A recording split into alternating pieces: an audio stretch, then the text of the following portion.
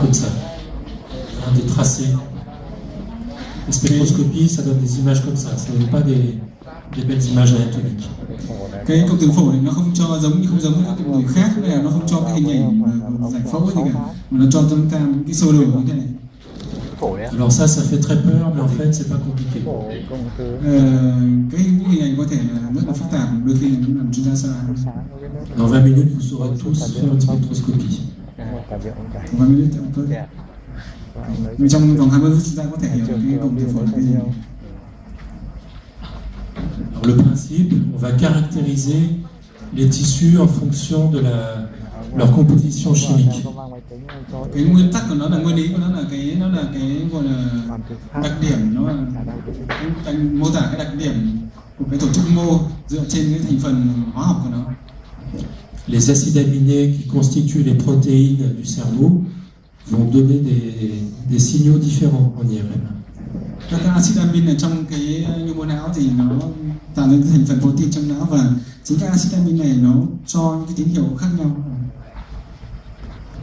Par exemple, la créatine va donner un certain signal.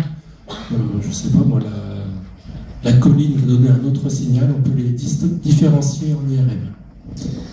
Ví dụ như anin hay là creatinine thì tất cả các acid amin đều cho tín hiệu khác nhau, và dựa vào đó thì chúng ta có thể đánh giá là cái đặc điểm thành phần mô của tổ chức.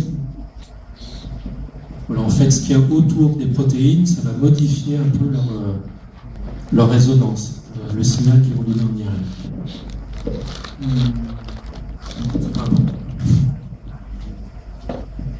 Alors voilà ce que ça donne. On a différents pics comme ça, à certains niveaux. On a une certaine hauteur de chaque pic. Đây là cái hình ảnh của cộng tử phổi.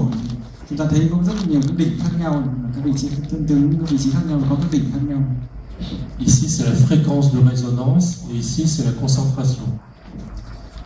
Đây là cái tần số cộng hưởng từ, trên trục ga là tần số cộng hưởng từ, và trên trục là cái mức độ tín hiệu. Ça c'est un tracé normal dans le cerveau. Đây là một cái hình ghi dấu bình thường trên cộng tử. Le plus grand pic c'est le N-acétylaspartate. Cái đỉnh cao nhất đó là cái NA. Le N-acétylaspartate il est en face du 2. Và nó cái đỉnh NA nó tương ứng với cả cái tần số cộng từ là 2. Le N-acétylaspartate c'est un constituant des neurones. Comme dans le cerveau il y a beaucoup de neurones, il y a beaucoup de N-acétylaspartate.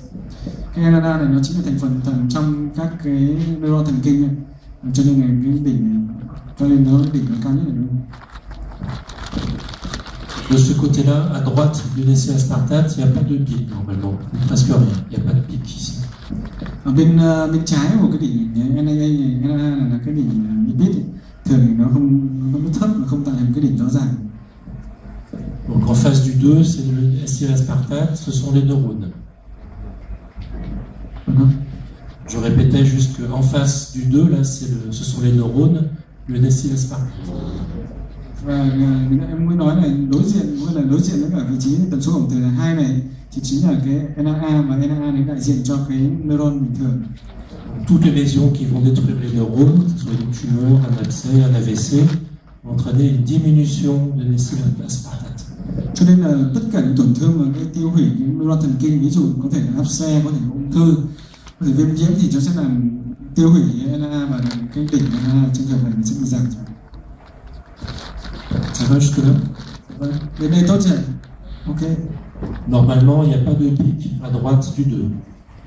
Bình thường thì không có cái đỉnh lipid này, bình thường không có. On en parlera après. Après, il y a un deuxième pic, c'est la créatine. La créatine est en face du 3. Cái đỉnh tiếp theo đó là đỉnh creatinine này, và cái đỉnh creatinine nó tương ứng với cái tần số cộng hưởng từ là 3. La créatine, normalement, c'est un pic qui ne bouge pas. Ça intervient dans le métabolisme énergétique, ATP, ADP, AMP. Vous vous souvenez, on a appris ça, là, le métabolisme énergétique dans la mitochondrie, je ne sais plus. Cái creatinine này nó cái sản phẩm của chuyển hóa năng lượng, chuyển hóa năng lượng này. La créatine, normalement, sa hauteur ne bouge pas. Donc, on peut comparer la hauteur des autres pics par rapport à la créatine. Thì thường cái đỉnh creatinine này nó không có cái chỉ số cụ thể nào, và mình đánh giá nó là theo cái tương quan của nó với các đỉnh khác, ví dụ như tương quan của nó với đỉnh NAA. Donc normalement le NAA il est à peu près à 1,5 ou 2 fois la créatine. Thường thì cái đỉnh NAA nó bằng 1,5 hoặc là bằng 2 lần cái đỉnh creatinine. Donc le NAA en face du 2, la créatine en face du 3, et un troisième pic c'est la choline, c'est à 3,2. Chúng ta nhắc lại đỉnh NAA thì đối diện với cái tần tương ứng với tần số cộng từ là 2, đỉnh creatinine thì tương ứng tần số 3. Còn cái đỉnh thứ ba, đỉnh choline là cái đỉnh mà nó tương ứng với khoảng tần số khoảng 3,1, 3,2. La choline c'est un constituant de la membrane des cellules. Cái choline này là nó chính là cái thành phần cấu tạo nên cái màng của tế bào thần kinh. Donc quand on a une tumeur maligne, il y a une augmentation du turnover cellulaire, il y aura une augmentation de la choline. Do đó trong cái trường hợp mà có u não ấy, thì nó có sự tăng sinh của tế bào, tức là có sự tăng về khối lượng của vỏ của màng tế bào, thì khi đó cái đỉnh choline nó sẽ tăng lên. Tumeur maligne, augmentation de la choline. Đó, ung thư ác tính, các u ác tính thì đỉnh choline tăng. Donc dans les tumeurs de bas grade, la choline elle sera un peu augmentée, à peu près comme la créatine. Dans les glioblastomes, la choline elle sera au moins à 2 fois la créatine. Trong cái trường hợp mà u một cái độ ác tính thấp ấy, thì cái đỉnh choline nó cũng tăng, nó tăng tương đối thì nó có thể tương ứng với cái đỉnh của creatinine. Nhưng mà trong trường hợp mà u một độ ác tính cao, ví dụ như là glioblastoma thì cái đỉnh nó phải tăng gấp đôi là cái creatinine. Alors quand on a de la nécrose, on aura soit des lipides, soit des lactates, soit les deux. Khi mà có cái tổn thương hoại tử thì chúng ta có thể có các sản phẩm như là lipid hoặc lactate. Quand on a des lipides ou des lactates, on aura des pics ici de ce côté-là. Với đỉnh lipid thì chúng ta thấy cái ở phía bên trái. Donc c'est pas spécifique. Ça peut se voir dans la nécrose, ça peut se voir dans les métastases, n'importe quelle lésion.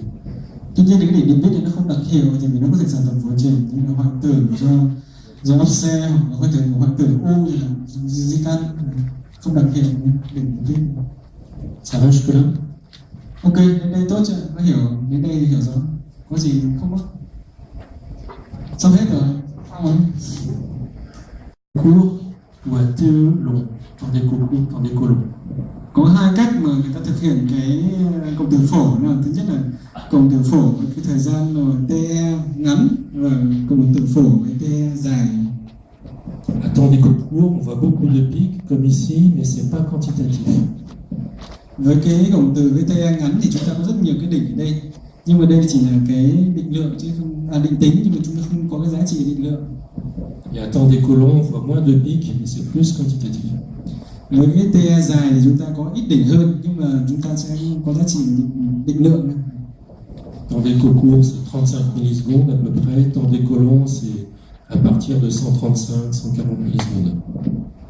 Cái TE ngắn thì nó khoảng 35, còn cái giá trị TE dài nó khoảng 130. Après, il y a d'autres pics. Il y a 2 pics de créatine, ça n'a pas d'importance. Puis il y a du myo-inositol. Le myo-inositol, c'est un 4e pic. Quand on trace une droite comme ça, on a le NAA, la créatine, la choline, le myo-inositol, en face du 3,5. Cái đỉnh thứ tư là cái đỉnh myo-inositol. Thì cái đỉnh mà nếu chúng ta kèm cái đường từ trái sang phải thì nó đi qua cái đỉnh NAA, cái creatine, choline, và tiếp theo là đỉnh myo-inositol. Và đối diện với nó là cái tần số cộng từ 3,5. Le myo-inositol, c'est un marqueur des cellules gliales. C'est pas comme les neurones. Les cellules gliales, c'est des cellules de soutien des neurones. Cái myo-inositol này nó là một cái marker, một cái dấu ấn của tổ chức thần kinh đệm chứ không phải tổ chức thần kinh neuron. Parfois, le myo-inositol il est augmenté dans les gliomes, mais c'est rare, pas souvent. Đôi khi thì cái myo-inositol này nó tăng lên trong các trường hợp nó u tế bào thần kinh đệm, tuy nhiên thì nó không khẳng định 100%.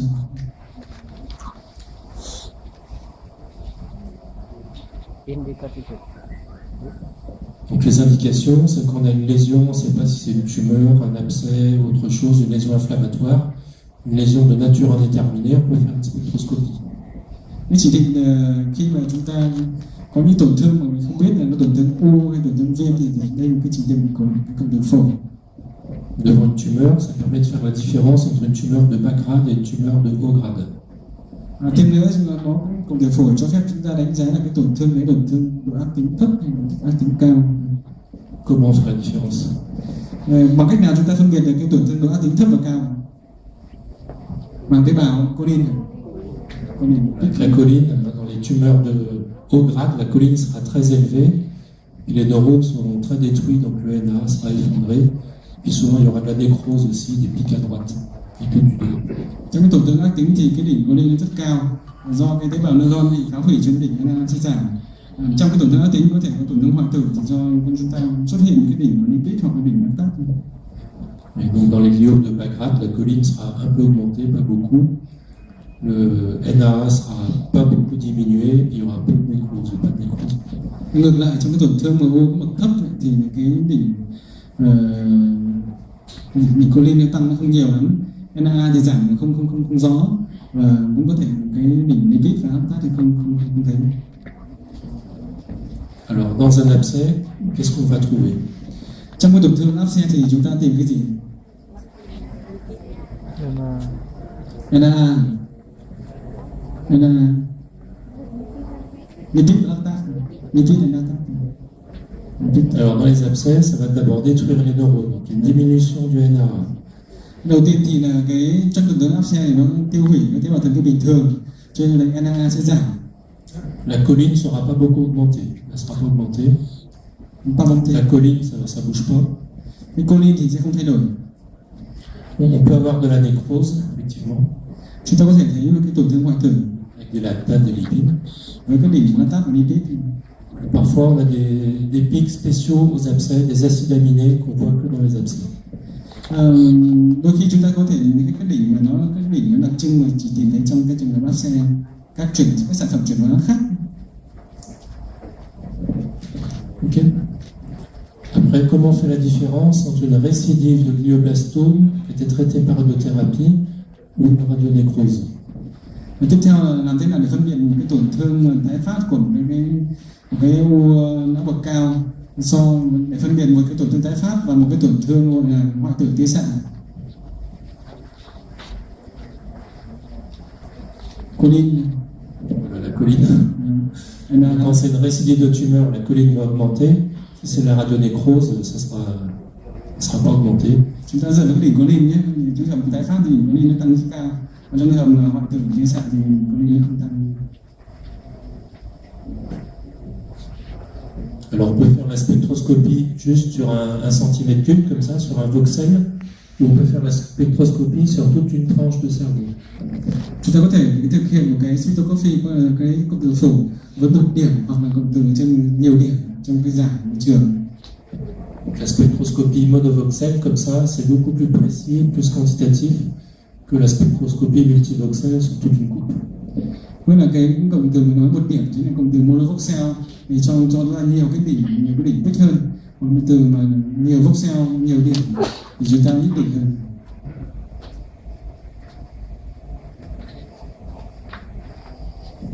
Voilà, ça par exemple c'est la spectroscopie multivoxel. Vous voyez qu'on peut faire des cartographies sur toute une coupe. Đây là cái công từ nhiều voxel, nhiều cái điểm cho ta ra cái hình ảnh, cái bản đồ trên toàn bộ của cái vùng này. On peut faire une cartographie avec la choline par exemple, ou avec le NA, comme on veut, les lactates. Trên cái bản đồ chúng ta có thể đánh giá là các phân bố theo bản đồ của các cái marker này, của các cái đỉnh như NA và lactate. Donc là c'est un TR avec injection, on a une lésion qui ne prend pas le contraste. On fait une spectroscopie dessus, qu'est-ce que vous en pensez? Đây là cái tổn thương u mà đã tia xạ rồi trên hình ảnh T1 sau khi tiêm thuốc đây. Đây là cái hình ảnh và cái một phổi. Thì các bạn thấy cái điều gì không? Choline, très augmenté, la choline augmentée, le NA il est un peu diminué, pas beaucoup. Il n'y a pas de pic de lactate ou de lipide, donc c'est une tumeur qui n'est pas nécrotique. Donc c'est un gliome qui est en train de devenir malin, mais intermédiaire entre bénin et malin. Phân tích là cái đỉnh choline tăng rất cao này, NA không giảm và không thấy các đỉnh lipid và lactate. Đây là chứng tỏ lên một cái khối u ác tính nhưng mà thuộc cái dạng chuyển dạng từ lành tới trạng ác tính, tại vì nó chưa có các hoại tử nữa. Alors il ne faut jamais interpréter la spectroscopie sans avoir le reste des images, sans avoir le contexte clinique. Không bao giờ mà đánh giá phân tích một cái kết quả cộng tử phổi một mình đơn lẻ, không khi mà không mà bỏ qua những cái hình ảnh còn khác ấy, và cái thông tin về lâm sàng, cái này không bao giờ nên đọc, không dùng một đơn lẻ. Il y a un piège à connaître, c'est la sclérose en plaques. On a des lésions de sclérose en plaques très inflammatoires, très aiguës. Ça donne exactement la même chose qu'un glio, donc une augmentation de la choline.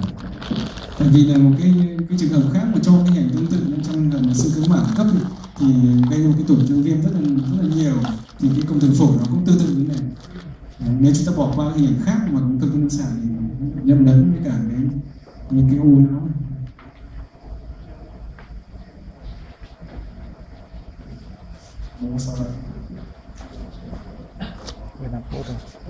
Cái này hết cái phổi ấy. Đây là cái cộng tử phổi với một cái TE ngắn khoảng 20 giây. Trên cho chúng ta rất nhiều cái đỉnh, nhưng các đỉnh này thì không có nghĩa về mặt định lượng. Còn cái ở dưới là cái TE dài thì cho ít phổi hơn, ít đỉnh hơn, nhưng này cho có giá trị về mặt định lượng.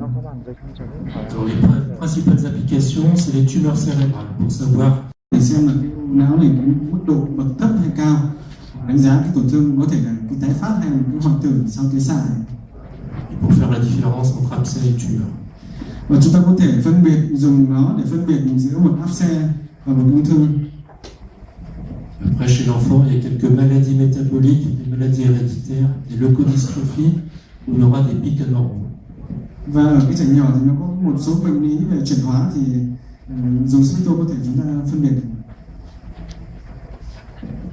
Qu'est-ce que vous pensez de celui-là? Các bạn nghĩ gì trên cái cộng tử phổi này? Donc on commence par le NAA. Le NAA, il est diminué par rapport à la créatine. Normalement, il devrait être par ici.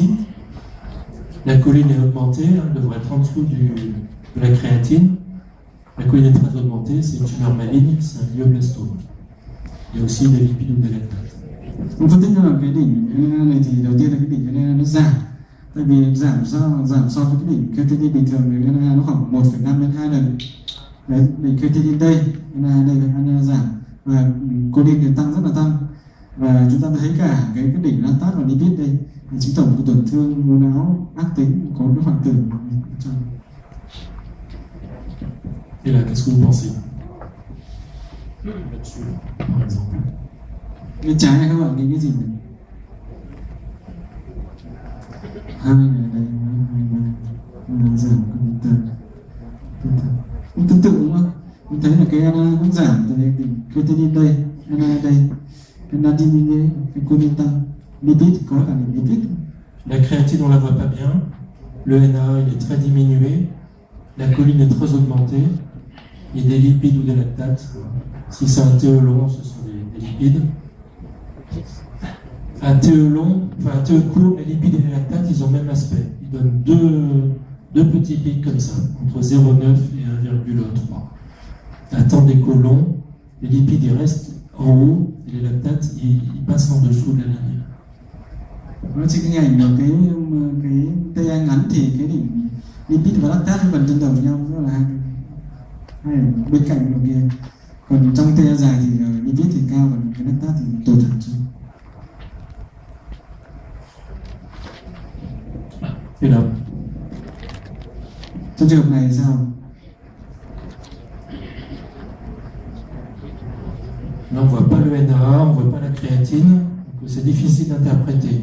On voit qu'il y a des pics à droite du dos, donc il y a forcément de la nécrose, hein, c'est une lésion nécrotique. Ensuite, la choline est sûrement très augmentée parce que le NAA ou la créatine sont par ici. Donc la choline elle est sûrement très augmentée. Trong trường hợp này vì là rất là khó, vì chúng ta nhìn không rõ cái đỉnh NA, đỉnh cái trên đây.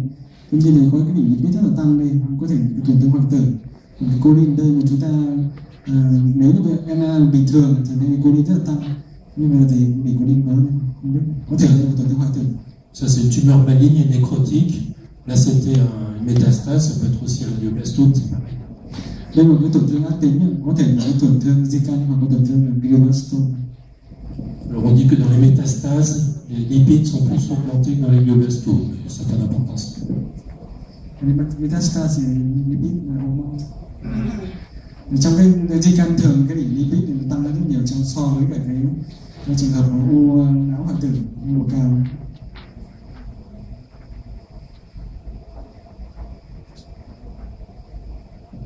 Des questions sur la spectroscopie? Các bạn có câu hỏi gì về cái dụng từ phổ không? Ok, một tràng vỗ tay nào.